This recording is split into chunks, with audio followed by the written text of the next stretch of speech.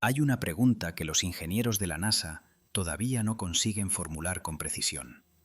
No por falta de palabras, sino por falta de respuesta. Y esa pregunta nació de una sonda que lanzamos al espacio hace casi 50 años. Una sonda que no estaba destinada a durar tanto, ni a llegar tan lejos. Y que en este momento, mientras ves esto, sigue enviando datos desde un lugar donde ningún objeto humano había estado jamás. Hablo de Voyager. Y lo que esta sonda ha detectado, lo que sigue detectando, no debería existir. No según las leyes de la física que se enseñan, no según los modelos que los mejores astrofísicos del planeta tardaron décadas en construir. Así que, o Voyager nos está enviando datos corruptos, o es nuestra comprensión del universo la que está incompleta. Prepárate, porque lo que vamos a explorar hoy podría ser el cuestionamiento más profundo de la física moderna desde Einstein. Y lo digo sin exageración, sin efectismo. Lo digo porque eso es lo que muestran los datos, y por ahora nadie sabe qué hacer con ellos. Antes de seguir adelante, pongámonos de acuerdo en algo. Cuando se habla de Voyager, la mayoría de la gente cree que ya sabe de qué se trata. Dos sondas lanzadas en los años 70 que sobrevolaron Júpiter, Saturno, Urano y Neptuno. Fotografías espectaculares, un disco de oro con sonidos de la Tierra, un proyecto romántico, poético, casi ingenuo en su visión de la humanidad. Y técnicamente, todo eso es cierto. Pero lo que casi nunca se menciona es que Voyager nunca fue solo un proyecto científico. Fue una apuesta descabellada. Se lanzaron dos naves de menos de 900 kilogramos cada una, sí, 900 kilogramos apenas, en una dirección hacia la que nadie sabía qué había, con la esperanza de que sobrevivieran lo suficiente para contárnoslo. Y sobrevivieron.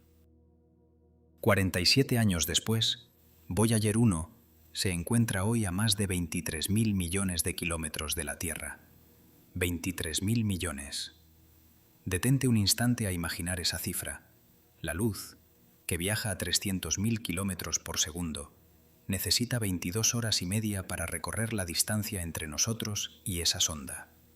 22 horas y media. Y aún así, nos sigue hablando. Una señal que viaja a la velocidad de la luz durante 22 horas, captada por las grandes antenas de la red de espacio profundo, esas inmensas orejas apuntadas al cielo que la NASA tiene distribuidas en 3 continentes. Y esa señal, tan frágil, tan tenue, tan distorsionada, dice algo que nadie comprende del todo. Para entender lo que está ocurriendo, hay que hablar de un lugar sin forma fija, sin frontera clara, sin color. Un lugar que no se puede ver, pero sí se puede medir. Lo llamamos la heliosfera. Es la enorme burbuja que nuestro Sol crea a su alrededor.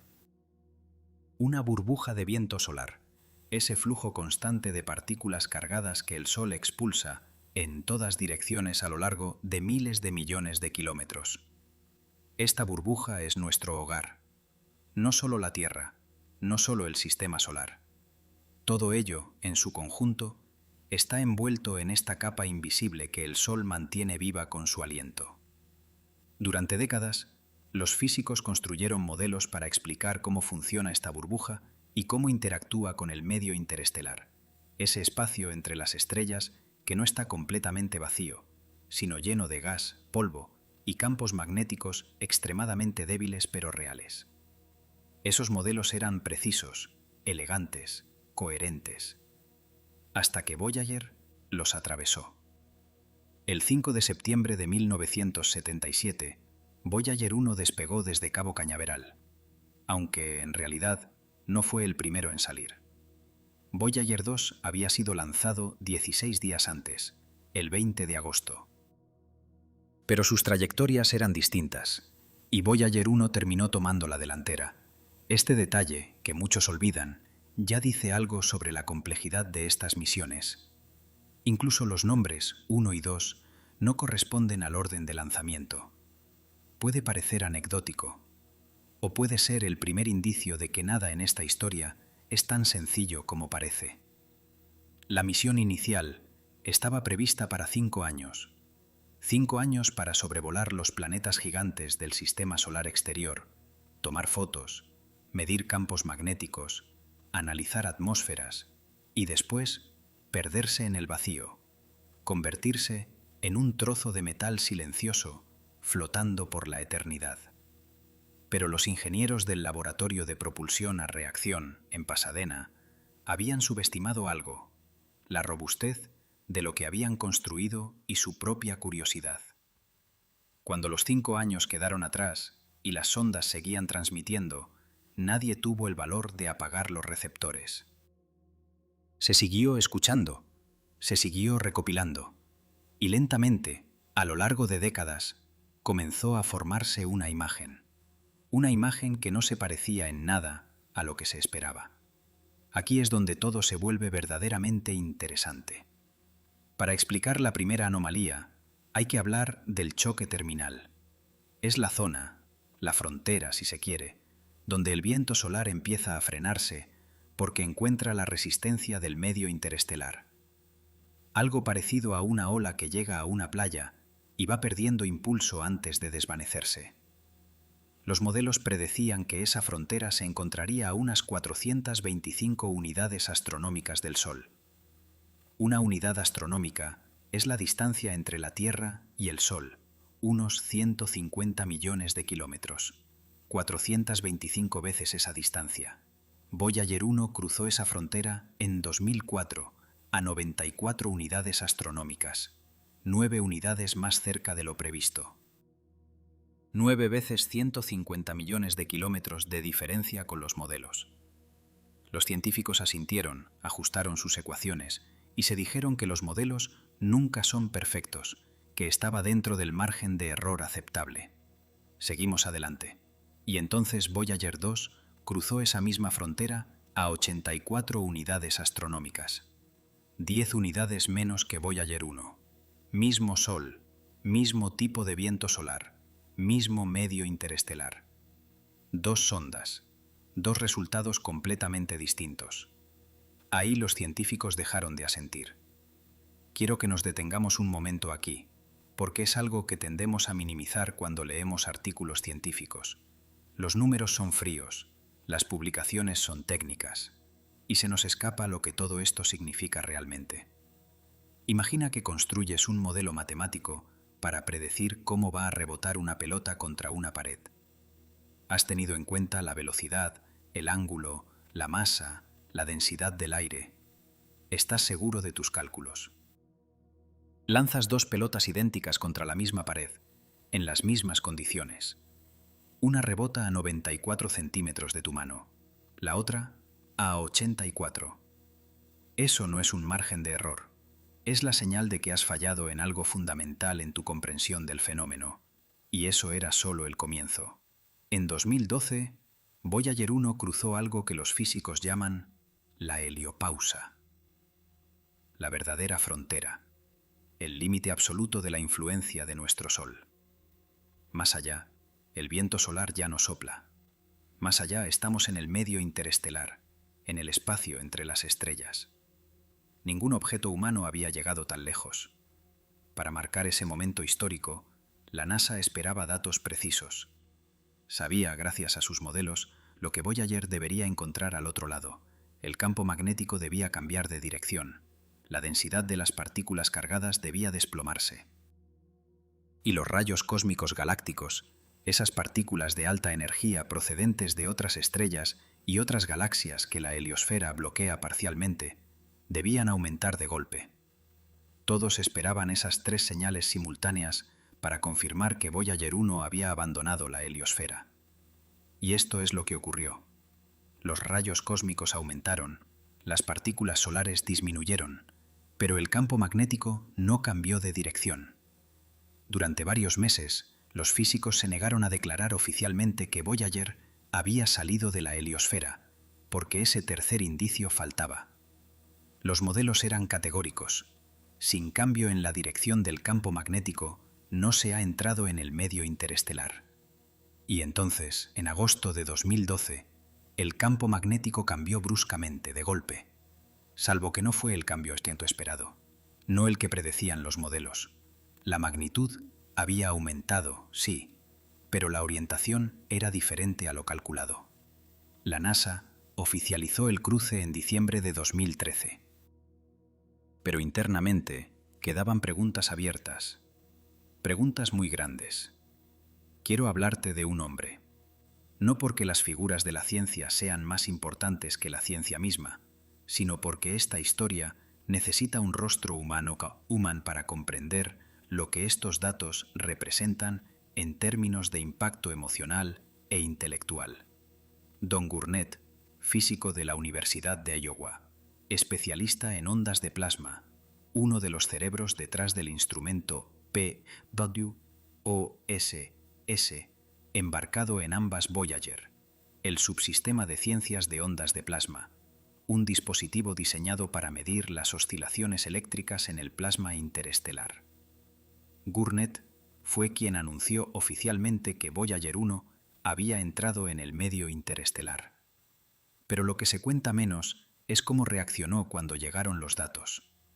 Porque lo que escuchó, o más bien, lo que convirtió en sonido a partir de los datos brutos, era algo que nadie había oído antes. Un zumbido sordo, grave, que ascendía progresivamente. No era una emisión de radio natural, no era un error del sensor, era una oscilación de plasma, una vibración en el tejido mismo del medio interestelar, desencadenada por una erupción solar que había enviado un choque de energía hasta Voyager, a miles de millones de kilómetros de distancia. Ese zumbido tenía una frecuencia de aproximadamente 2200 hercios, lo que permitía calcular la densidad del plasma interestelar en ese punto exacto. Y ahí, los físicos sintieron su primer escalofrío de verdad. No porque la densidad fuera demasiado alta o demasiado baja, sino porque era estable, llamativamente, inexplicablemente estable, idéntica a lo que otras mediciones realizadas desde la Tierra, años antes, habían estimado. En un universo donde todo es movimiento, turbulencia y caos, esa estabilidad era extraña, demasiado limpia para ser natural, o quizás demasiado natural para que aún podamos comprenderla. En 2019, la NASA publicó un estudio, no un comunicado de prensa entusiasta, sino un estudio publicado en Nature Astronomy, firmado por un equipo entero de investigadores, que analizaba los datos de Voyager 2, que había cruzado la heliopausa en noviembre de 2018, a 110 unidades astronómicas del Sol. Y ese estudio dice algo que, con sinceridad, debería ocupar las portadas de todos los periódicos del mundo. La capa de transición entre la heliosfera y el medio interestelar es mucho más fina de lo previsto. Los modelos predecían una zona de transición gradual, suave, extendida a lo largo de millones de kilómetros. Voyager 2 la cruzó en cuestión de días.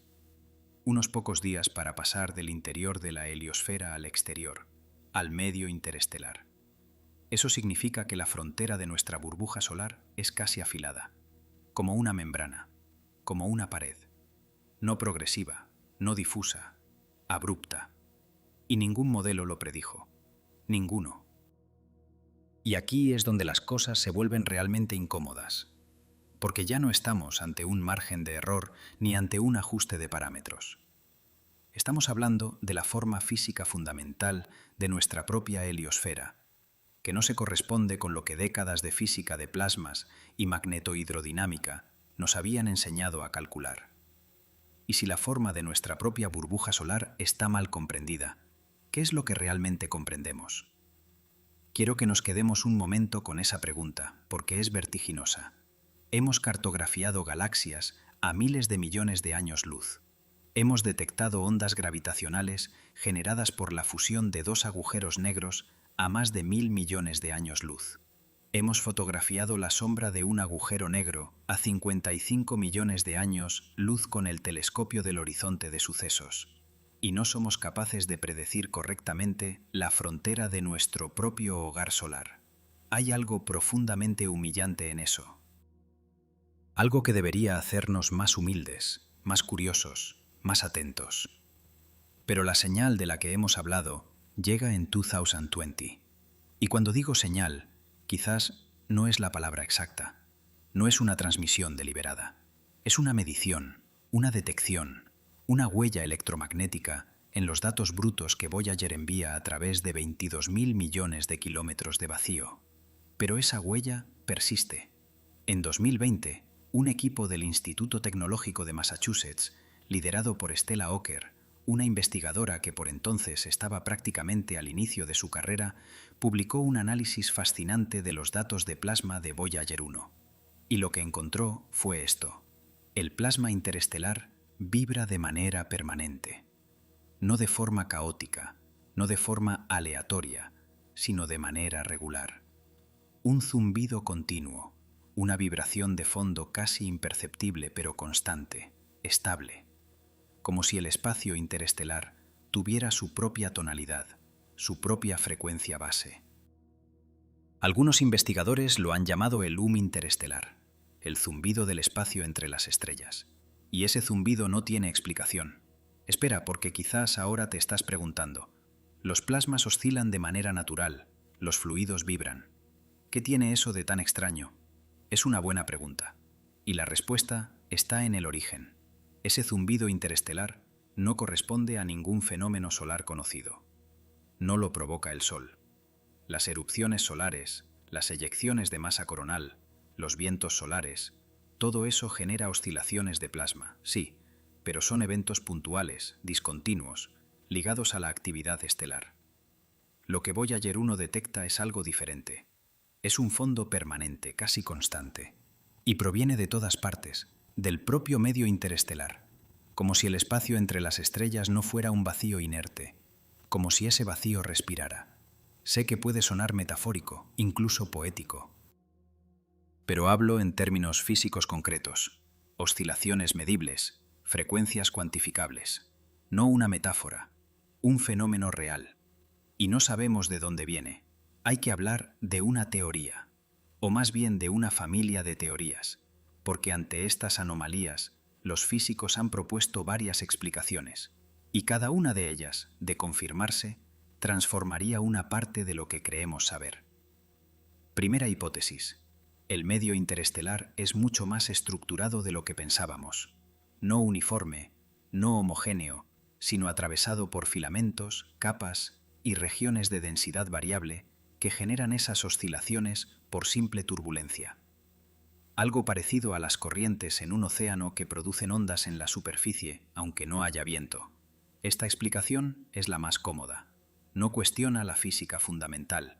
Simplemente dice que teníamos una imagen demasiado simple del medio interestelar, que es más complejo y que seguimos aprendiendo. Pero hay un problema. Si el medio interestelar fuera tan estructurado y turbulento como esta hipótesis sugiere, ¿por qué el zumbido es tan estable, tan constante? La turbulencia, por definición, genera variabilidad. Y sin embargo, esta señal tiene una regularidad desconcertante. Segunda hipótesis, más audaz. Algunos investigadores han planteado un fenómeno relacionado con la interacción entre las partículas cósmicas de alta energía, los rayos cósmicos galácticos y el plasma interestelar. Estos rayos viajan a fracciones de la velocidad de la luz, lo atraviesan todo: estrellas, nubes interestelares, estructuras magnéticas, y al cruzar el plasma podrían depositar energía de una manera muy particular, generando esas oscilaciones de fondo.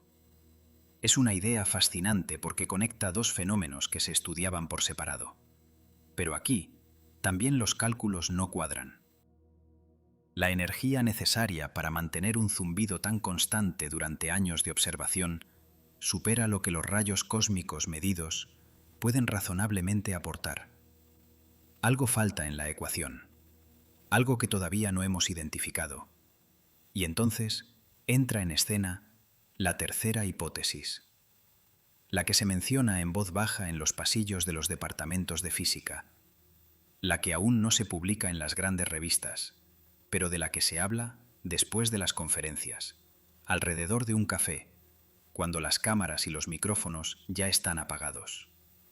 La posibilidad de que el zumbido interestelar sea una propiedad intrínseca del vacío en sí mismo, no la consecuencia de un fenómeno exterior, no el subproducto de una interacción, sino una característica fundamental del espacio-tiempo a muy gran escala, una especie de energía de fondo permanente y universal. Si eso fuera así, entonces nuestras ecuaciones de física de plasmas, nuestros modelos del espacio interestelar, nuestras teorías sobre la propagación de ondas electromagnéticas en el vacío estarían incompletas, fundamentalmente incompletas. Quiero detenerme en la palabra incompletas, porque en el lenguaje de los físicos, incompleta es quizás la palabra más inquietante del vocabulario. No incorrecta, incompleta. Incorrecta significa que empezamos de cero. Duro, pero claro. Incompleta significa que hemos construido algo que funciona perfectamente en ciertas condiciones y que se desmorona en otras, y que aún no sabemos dónde está la frontera entre unas y otras. Ese es el verdadero problema con Voyager. Los datos que esta sonda nos envía son coherentes con la física que conocemos hasta cierto punto, y más allá de ese punto la desafían. No de manera espectacular, no de un modo que permita señalar un instante preciso y decir, aquí se rompe. No. Lo hace de manera progresiva, sutil, obstinada, como una grieta en una pared, invisible al principio. Y luego, si miras bien, ahí está, y crece. En 2021, una nueva publicación añadió otra capa a este misterio. 5 instrumentos distintos embarcados en Voyager 1, algunos funcionando desde hace 44 años, lo que en sí mismo es extraordinario para equipos electrónicos expuestos a las radiaciones del espacio interestelar, registraron una serie de eventos electromagnéticos similares. Pulsos breves, repetidos, espaciados de una manera que no era del todo aleatoria, ni tampoco regular como un reloj. Algo intermedio. Y ese patrón de pulsos se asemeja, a escala cósmica, a algo que conocemos bien en la física de fluidos: la turbulencia intermitente. El tipo de turbulencia que aparece en los ríos justo antes de volverse completamente caóticos. Esa zona donde el movimiento todavía está casi organizado, pero donde empiezan a aparecer remolinos impredecibles. ¿Estaría el medio interestelar hirviendo así a una escala que nuestros modelos nunca supieron anticipar? Quizás. Pero entonces, ¿qué está calentando ese caldo? Hay un aspecto de esta historia que casi nunca se cuenta: el lado humano, el lado de la ingeniería. Voyager 1 emite hoy con una potencia de 22 vatios. 22 vatios. Menos que la mayoría de las bombillas de tu casa. Y esa señal de 22 vatios, generada por una nave a 23.000 millones de kilómetros de distancia, viaja durante 22 horas a la velocidad de la luz antes de llegar a la Tierra. Para entonces, es tan débil que las antenas de la red de espacio profundo deben usar técnicas de procesamiento de señal extraordinariamente sofisticadas para distinguirla del ruido de fondo cósmico. Y a pesar de eso, a pesar de 47 años en el espacio, a pesar de las radiaciones, las temperaturas extremas, la ausencia total de mantenimiento o reparación posible, Voyager 1 sigue transmitiendo. Con la energía producida por 3 generadores termoeléctricos de radioisótopos, alimentados por la desintegración natural del plutonio 238, una energía que disminuye aproximadamente 4 vatios por año. Las estimaciones actuales dan a Voyager 1 capacidad de transmisión hasta alrededor de 2025 o 2027. Más allá de esa fecha, la energía será insuficiente para mantener en funcionamiento los instrumentos científicos, lo que significa que la ventana durante la cual esta sonda puede enseñarnos algo se está cerrando, y todavía no tenemos respuesta. Aquí es donde quiero hablarte de lo que se conoce como la anomalía Pioneer, no del zumbido interestelar, ni de las mediciones de la heliopausa. Algo más antiguo, algo que se creyó resuelto a finales de los años 90. Los ingenieros del laboratorio de propulsión a reacción notaron algo extraño. Las 2 sondas Voyager, Y también las Pioneer 10 y 11 estaban decelerando ligeramente más rápido de lo previsto. No mucho. Una fuerza parásita del orden de 8,74 por 10 elevado a menos 10 metros por segundo al cuadrado. Un número ridículamente pequeño, pero inexplicado. Esta anomalía torturó a los físicos durante más de 30 años. Algunos propusieron la materia oscura, otros una modificación de la gravedad a gran distancia. Algunos incluso hablaron de una física completamente nueva. Y en 2012, un equipo publicó un análisis exhaustivo que demostró que la causa era térmica. El calor irradiado de manera asimétrica por los propios instrumentos creaba una microscópica presión de retroceso. Problema resuelto. Todos respiraron aliviados, quizás demasiado deprisa, porque esto es lo que no se dijo con claridad en aquel momento. Sí, la anomalía Pioneer fue explicada.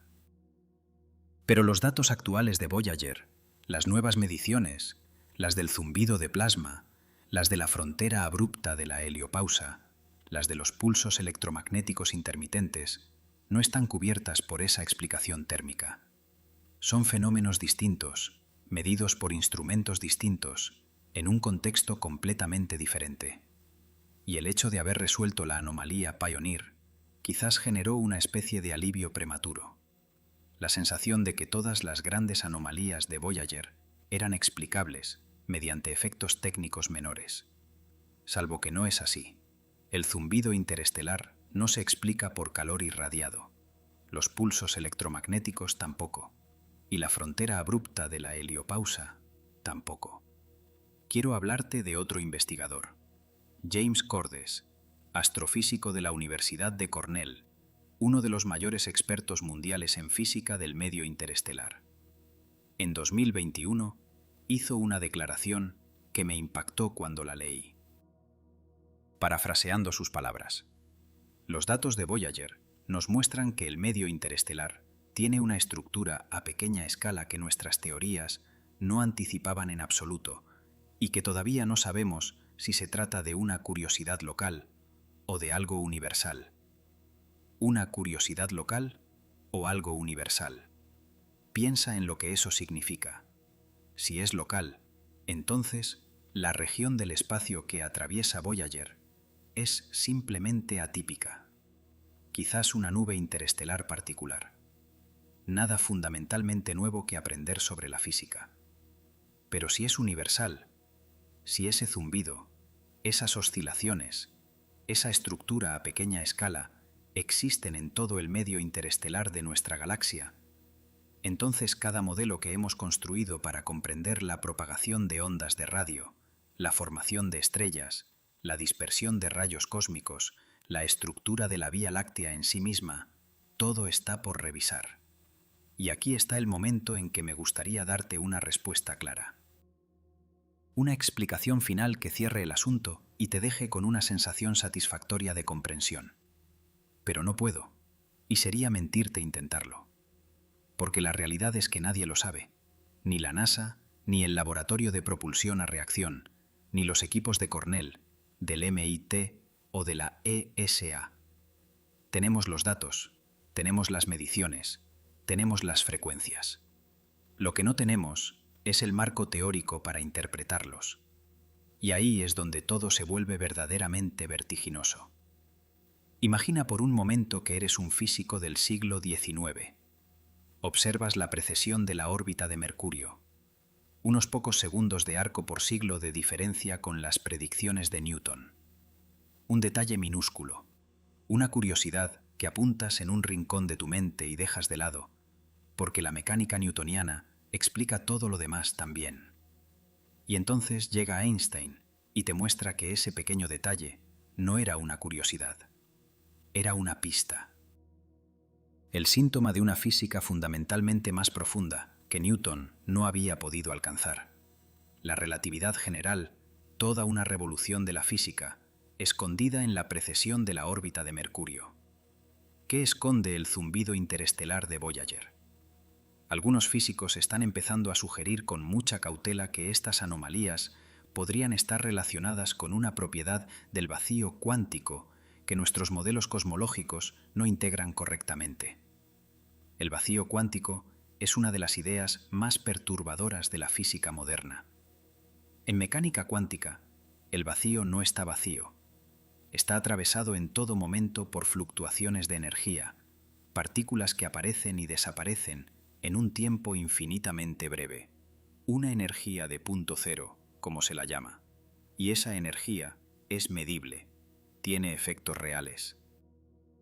El efecto Casimir, por ejemplo, donde dos placas conductoras colocadas extremadamente cerca la una de la otra se atraen levemente, debido a la presión diferencial de las fluctuaciones cuánticas, a uno y otro lado.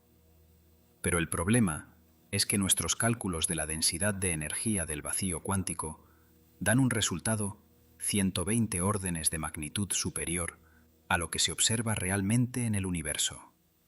120 órdenes de magnitud. Es el mayor desacuerdo entre teoría y observación en toda la historia de la física. Y si el zumbido interestelar que mide Voyager fuera, de un modo que aún no comprendemos, una manifestación de esa energía del vacío a escala cosmológica. Y si Voyager estuviera midiendo algo que conecta la mecánica cuántica con la cosmología a gran escala, dos dominios que la física moderna todavía no consigue reconciliar. Lo digo como hipótesis, claramente, no como certeza, pero es el tipo de hipótesis que merece formularse. Hay algo más que quiero contarte antes de llegar al final, algo que no está en las publicaciones, que no aparece en los comunicados de prensa.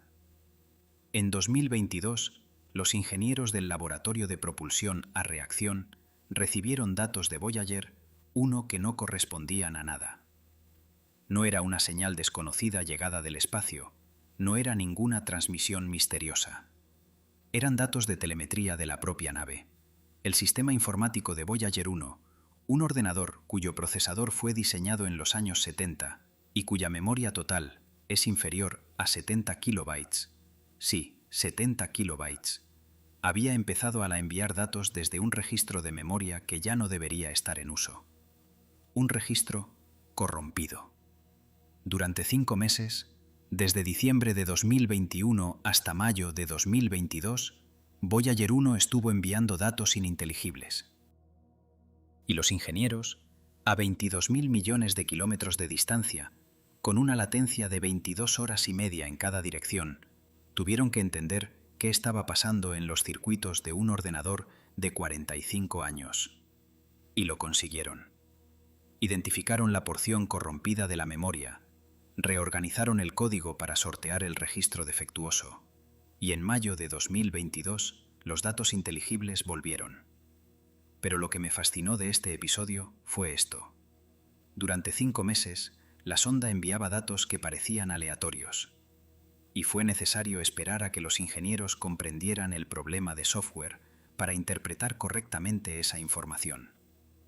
Y si una parte de las anomalías que Voyager detecta no fueran fallos instrumentales no identificados, sino fenómenos físicos reales, mal interpretados porque aún no tenemos el registro conceptual para leerlos? El espacio interestelar es vasto, inconmensurablemente vasto. Voyager 1 se encuentra hoy en lo que llamamos la nube de Oort, la esfera de cometas en la periferia de nuestro sistema solar. Pero la sonda tardará todavía 300 años en alcanzar el borde interior de esa nube y 40.000 años en atravesarla por completo. 40.000 años. Y las estrellas más cercanas a nuestro Sol, Alpha Centauri, a 4,2 años luz de distancia, Voyager tardaría 73.000 años en alcanzarlas a su velocidad actual de 17 kilómetros por segundo. Lo digo para que tomemos conciencia de que Voyager, a pesar de todo lo que ha logrado, apenas ha rozado el umbral de nuestra casa cósmica, la puerta de entrada. Y ya ahí la física no se comporta como se esperaba. ¿Qué hay más adentro? Quiero terminar con algo. No con una respuesta, ya lo he dicho, no la tengo, nadie la tiene, sino con una perspectiva.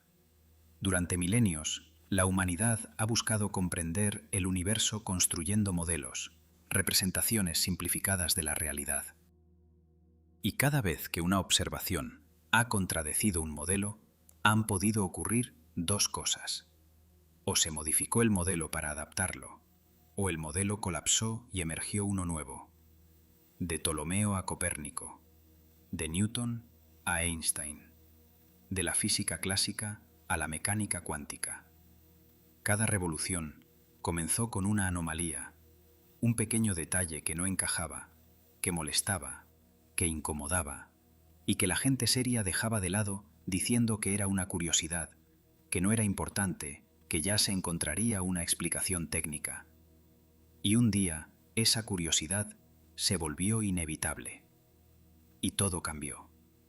El zumbido interestelar de Voyager quizás sea una curiosidad local. Quizás sea una propiedad desconocida del plasma. Quizás sea un artefacto instrumental que todavía no hemos identificado, o quizás sea la próxima grieta, la grieta en la pared de nuestra comprensión del universo, invisible aún para la mayoría, presente desde hace años en los datos, obstinadamente ahí, y creciendo. Hay algo profundamente inquietante y profundamente hermoso en lo que Voyager representa. Lanzamos dos pequeños objetos de metal hacia el infinito, con instrumentos desarrollados en los años 70, sin ninguna posibilidad de repararlos, sin saber qué encontrarían. Y esos dos pequeños objetos, 47 años después, nos dicen con educación, pero con firmeza, que nuestra comprensión del universo tiene agujeros. No errores, agujeros, espacios vacíos en nuestro conocimiento. Y esa es quizás la lección más profunda de Voyager. No las fotos de Júpiter, no el disco de oro, no el logro técnico. Es esto, que el universo es más grande, más complejo, más misterioso de todo lo que hemos podido imaginar. Y que esta sonda de 900 kilogramos, alimentada por la desintegración de un metal radiactivo que muere lentamente a 23.000 millones de kilómetros de nosotros, sigue susurrando verdades al oído. Verdades que todavía no sabemos leer. La pregunta no es qué captó Voyager. La pregunta es si estaremos preparados para escuchar la respuesta cuando llegue. Hay una pregunta que los ingenieros de la NASA todavía no consiguen formular con precisión.